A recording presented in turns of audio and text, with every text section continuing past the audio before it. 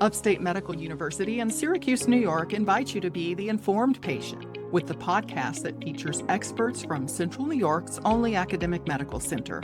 I'm your host, Amber Smith. A recent panel organized by the U.S. Food and Drug Administration cast doubt on the safety of a group of prescription antidepressants, even though healthcare providers and professional medical organizations largely consider them safe. Here to talk about the use of selective serotonin reuptake inhibitors in pregnancy are Dr. Cecilia Zemanek and Dr. Nevena Radonjic, both of whom are psychiatrists specializing in women's mental health at Upstate.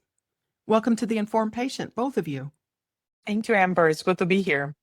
Yeah, thanks, Amber. How common is anxiety and/or depression in pregnant women and new moms in the United States?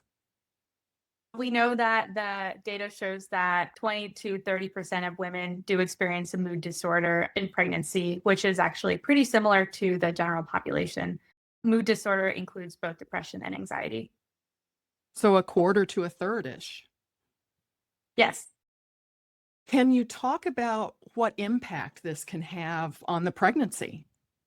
So we know untreated mood disorders can lead to the baby being of smaller gestational weight, so smaller birth weight. There's also an increased risk of preterm birth for the baby. We know that sometimes depression, untreated depression during pregnancy, you can also have the patients attending fewer OB appointments. They're also at greater risk of substance abuse. And then one of the larger risks is that untreated mood disorder in pregnancy then can lead to increased risk of experiencing postpartum depression, so depression after delivery. So how is this diagnosed and treated typically?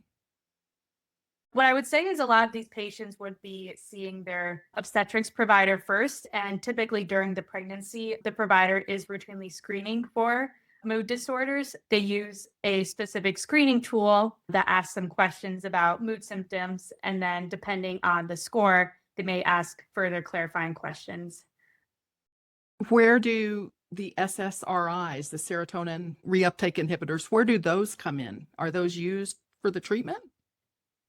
So it really depends on the severity of the mood disorder and also depends on patient preference and collaboration with the provider. Sometimes patients who are experiencing more mild symptoms, it's the first time that they are experiencing these mood symptoms. They haven't had prior episodes of depression or anxiety in the past. We can have conversations about perhaps there can be some lifestyle modifications we do, getting the patient in with therapy. That's an option. We do know that for more moderate to severe symptoms of anxiety and depression, medication may be more warranted. In addition, patients who have had recurrent episodes of depression in the past are at greater risk of relapse in the pregnancy period as well. Dr. Radonjic, can you describe how these SSRIs work and what are some of the names of the medications that people might recognize? SSRIs are very commonly prescribed in general population, and they have been around for a very long time. And the reason I'm saying that is because we actually have usually the most information on the medications that have been around for a while that provides us with possibility that we can actually learn from the experiences, that we can track what were the outcomes.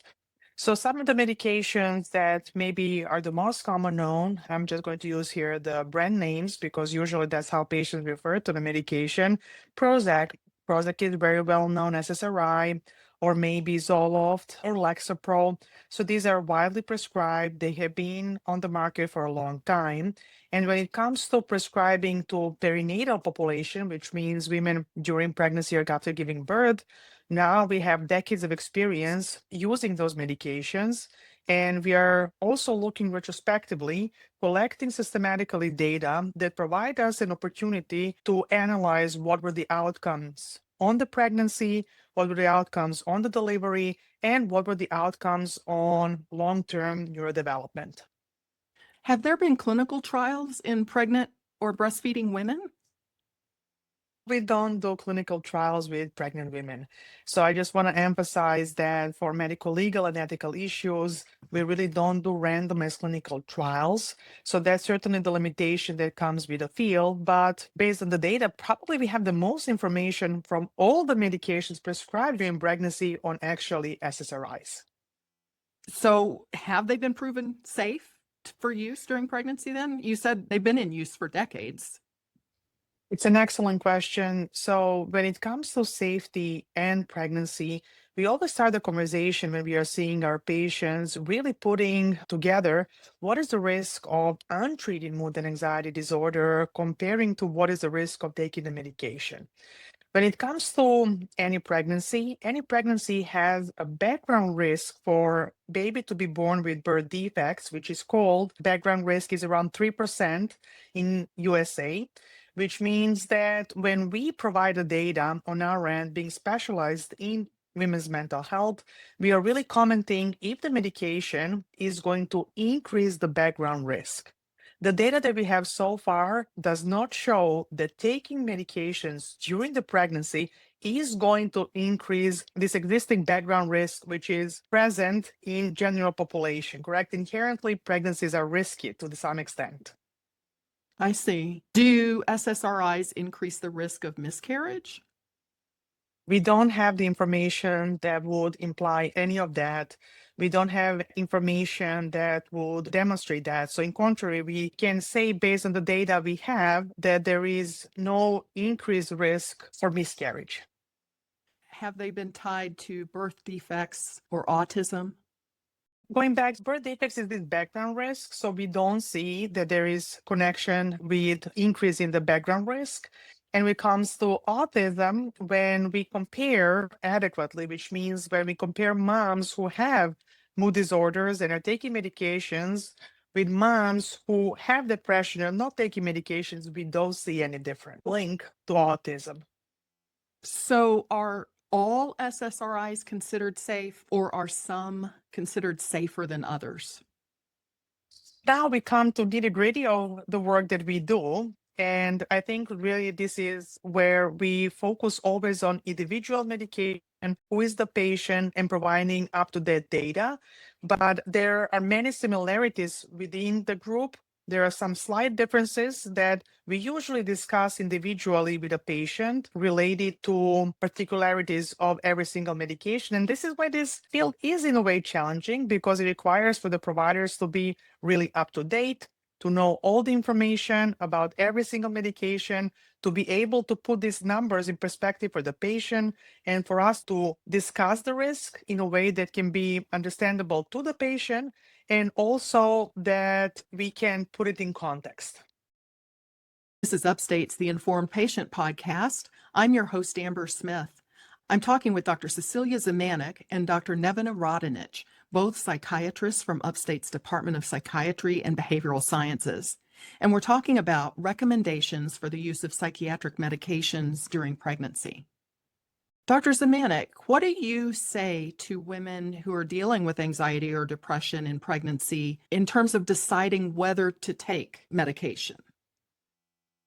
So again, I think it really goes back to the patient's goals and again, the severity of the mood symptoms. So like I said earlier, some patients may be at a lower risk of mood symptoms or risk of relapse in the pregnancy period if they were to, say, stop their SSRIs going into pregnancy compared to others. If they are having more moderate to severe symptoms, we would consider encouraging them to consider to take their medications throughout the pregnancy, reviewing, of course, the risks of the medication in the pregnancy and also the risks of postpartum depression. We know those who have had prior episodes of postpartum depression are at greater risks in the postpartum period.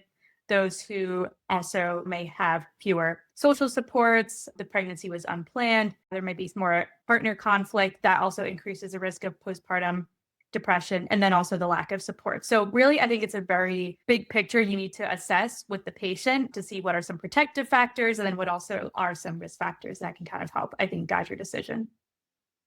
What are the expected side effects, or are there any red flags to watch out for the mom and then also for the baby? The side effects of the SSRIs in pregnancy would be ones that we would expect any person would experience outside of pregnancy. So a lot of times people will have some early side effects, headache, lightheadedness, jitteriness, maybe some GI, gastrointestinal distress. Those side effects usually go away. They're not long-term. Some people may have a little more trouble with sleep. Some people may feel a little more sedated on the SSRIs, but we would not expect the medications to affect the mom's any differently than if they were, say, not pregnant or just another person. Sometimes there are unique changes in moms during pregnancy. There's metabolic changes, so they may metabolize medications faster, where perhaps they may need a higher dose. There are also fluid shifts, just bigger volumes of fluids in the mother's body as well, which also looks like a lower dose of medication. So perhaps they just need a higher dose in pregnancy. And then for the infant, I guess looking at the infant immediately post-birth, if they were exposed to SSRIs in pregnancy, there is something that they may experience called neonatal adaptation syndrome. And really, it's a long word, but I like to say, really focus on the word adaptation. They just have a little bit more difficulty adapting to the immediate outside environment. So they may be a little more jittery. They may have a little bit of difficulty with oxygenation, a little bit of difficulty regulating their body temperature. But the very positive thing about this is that it's very transient, super temporary, may require a little bit of supportive means from the hospital staff, maybe give them a warming blanket or some extra oxygen. And this will always 100% resolve within a couple of days, and there are no long-term negative effects on the baby's development from there. And don't these medications take some time to have an effect on the person taking them? Like it might take a few weeks for the levels to reach where they're helpful? Yes, certainly. And that is, of course, something to consider in pregnancy. But it's also really something to consider in the postpartum period as well. These medications may take a little bit more time to work. So if a mother is really experiencing a lot of distress post-birth, perhaps we should consider a faster acting medication. And there is one that is approved that has a positive effect on the mood within 3 days. And that medication is called zuranolone. That's been in the market for a little bit of time now. We have a government panel saying that these medications are not safe during pregnancy, and that conflicts with common practice and what most obstetricians and psychiatrists tell their patients. So how are regular people supposed to know whom to trust? Dr. Radonjic? That's a great question, Amber, and thank you so much for giving us opportunity today to address these concerns. It's very understandable that many patients, after hearing that, would like to know a little bit more. So my answer to that is come to us. Talk to your doctor, talk to your primary provider, talk to your gynecologist, to your psychiatrist if you have one, and we can provide you more information. It's really important to understand that the focus here of the panel was on potential side effects of medications, but they really didn't focus on what are the potential consequences that could be detrimental for women if they're not being treated. And I think that we want to really empower our patients to come to us, to their trusted providers. We know that once you establish care and you keep coming, that we have actually really good therapeutic rapport, and we can provide you adequate information that you can make as a patient the best decision for yourself. If you are maybe a physician or provider and you would like to get more information or more questions, please reach out to Perinatal Access Program, which is called the New York State Project Teach. This is the program that is funded by OMH, which is Office for Mental Health, staffed by reproductive psychiatrists, where there is a warm line from 9 a.m. to 5 p.m. that they can actually give us a call and ask any hypothetical or real question related to providing care to patients in everyday life. Did you say warm line as opposed to hotline? Warm line, which means it's not 24/7. It's from 9 a.m. to 5 p.m. I was also surprised first time when I heard the term. So Upstate, we actually cover Mondays. So sometimes it's easier when people know who's going to pick up a phone call.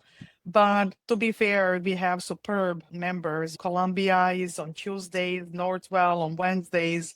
It's really such a great lineup of really top professionals in the field.